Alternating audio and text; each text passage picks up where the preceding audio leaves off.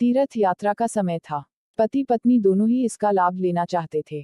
दोनों बड़े ही धार्मिक प्रवृत्ति के थे, पर वो जिन धामों की यात्रा करना चाहते थे वह सब उनके घर से हजारों की मी दूर था। इसलिए पति ने कहा क्यों न हम ट्रेन का रिजर्वेशन करा लें और निर्धारित समय पर तीर्थ के लिए निकल पड़ें।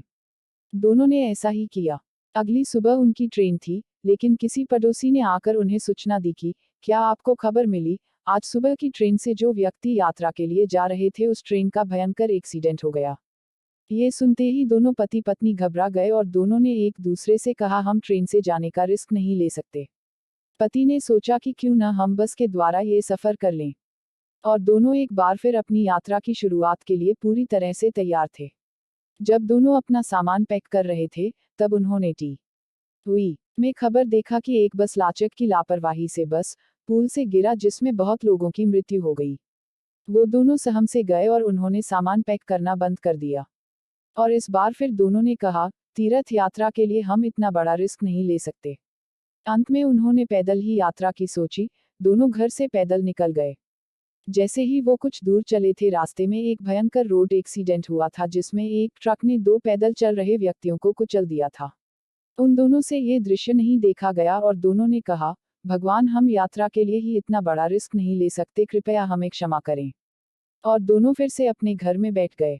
अगली सुबह जब वो दोनों पति पत्नी घर पर ही मौजूद थे तो अखबार वाले ने दरवाजे पर दस्तक दी।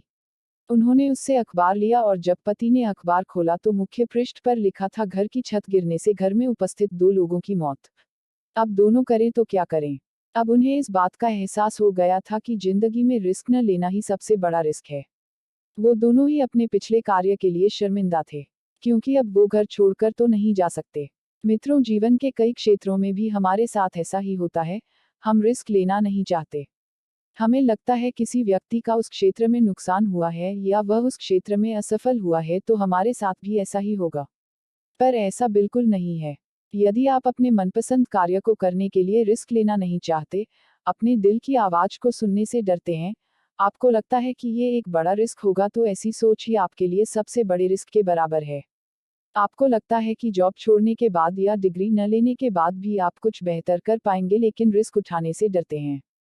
आपको लगता है कि जो दूसरों के साथ हुआ वो आपके साथ भी होगा, तो ये आपके लिए सबसे बड़ी रिस्क है।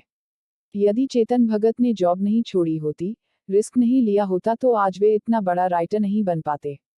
हर चीज में रिस्क लेनी पड़ती है। जब तक आप कदम नहीं बढ़ाएंगे, आपको पता कैसे चलेगा कि आपने सचमुच सही किया या गलत। आप तब तक कुछ बड़ा नहीं कर सकते जब तक कि आप रिस्क नहीं लेंगे।